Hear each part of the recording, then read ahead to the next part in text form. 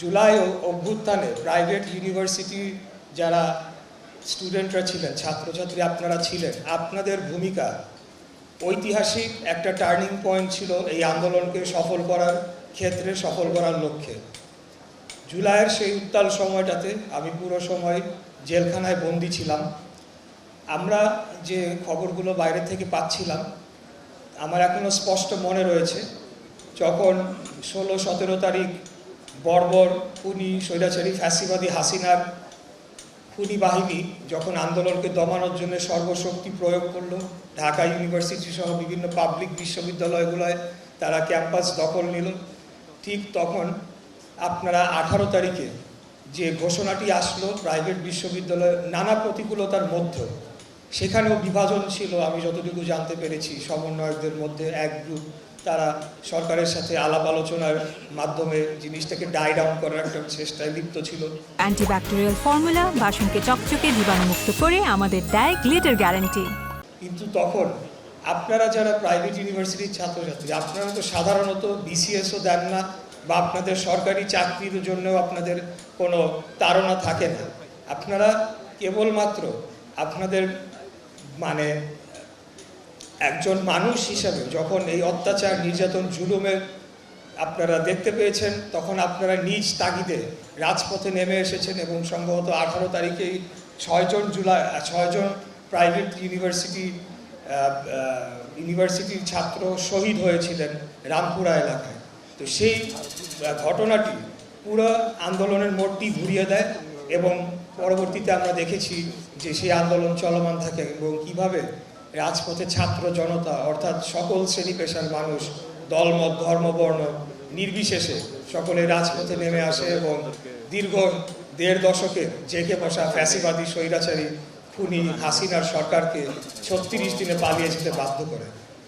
আমি যখন জেলখানায় ছিলাম, 20 তারিখের পর থেকে অনেক ছাত্রদেরকে গ্রেফতার করে নিয়ে আসা হলো। আমার সাথে আমার পাশের বিল্ডিং অনেকেই ছিলেন, তারা স্লোগান দিতেন 36 জুলাই।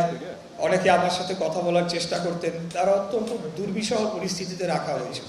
একটা রুমে যেখানে 2 জন থাকা যায় না, 5 জন 6 জনকে সেখানে রাখা হয়েছিল এবং তাদের মানে 4-5 দিন যাবৎ কোনো ধরনের বাড়িতে কথা বলা বা কাপড় চোপড় বা কোনো ধরনের কোনো ব্যবস্থাই তাদেরকে করতে দেওয়া হয় নাই।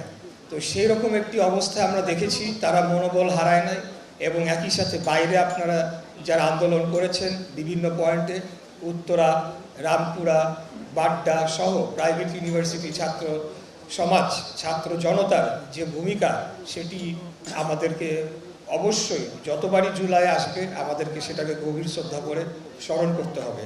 আমি আপনাদের এই সাহসী ভূমিকাকে আমি মনে করি, এটা মনে করিয়ে দেয় আমাদেরকে যে বাংলাদেশ একটা বীরের জাতি। 1971 সালে মহান মুক্তিযুদ্ধের মাধ্যমে আমরা এই রাষ্ট্রটি স্বাধীন করেছিলাম, একটি স্বাধীন ভূখণ্ড পেয়েছি, একটি স্বাধীন মানচিত্র পেয়েছি, একটা পরিচয় পেয়েছি এবং আবারও প্রমাণ হয়ে যায় যে যে কোনো আধিপত্যবাদ শক্তির বিরুদ্ধে আমরা অবশ্যই রুখে দাঁড়াবো। আমরা দেশের আয়তন হিসেবে আমরা ছোট হতে পারি, কিন্তু জনসংখ্যার দিক থেকে বিবেচনা করলে আমরা পৃথিবীর 8 নম্বর সবচেয়ে বৃহৎ দেশ জনসংখ্যার দিক থেকে বিবেচনা করলে। অতএব আমরা কোনোদিনও অন্য কোনো দেশের দাস হয়ে থাকবো না। আমরা আত্মমর্যাদা নিয়ে, বাংলাদেশি পরিচয় নিয়ে আগামী দিনে আমাদের রাষ্ট্রকে গড়ে যাব এবং সব দিক থেকে আমাদের রাষ্ট্রকে শক্তিশালী রাষ্ট্র হিসেবে গড়ে তুলব। সেটা সামরিক দিক হোক, অর্থনৈতিক দিক হোক এবং আন্তর্জাতিক পরিমণ্ডলে আমরা এই রাষ্ট্রকে একটা উজ্জ্বল নক্ষত্রের মতো গড়ে তুলব ইনশাল্লাহ। আপনাদেরকে নিয়ে সেই কাজটি আমাদের সরকার করতে চায়। আজকে আমাদের মাননীয় প্রধানমন্ত্রী জনাব তারেক রহমান, উনি তরুণদেরকে রাজনীতি করার ক্ষেত্রে হোক বা বিভিন্ন প্ল্যাটফর্ম তৈরি করে দেওয়ার ক্ষেত্রে হোক এক অনন্য ভূমিকা পালন করে চলেছেন। আমি যদি আমার কথাই বলি, আমার রাজনৈতিক উত্থানের পেছনেও ওনার একক অবদান ছিল। উনি সেই স্পেসটা আমাকে তৈরি করে দিয়েছিলেন। আপনারা সকলেই জানেন বিএনপি একটি বড় রাজনৈতিক দল, সেখানে অনেক বড় সিনিয়র নেতৃবৃন্দরা থাকেন।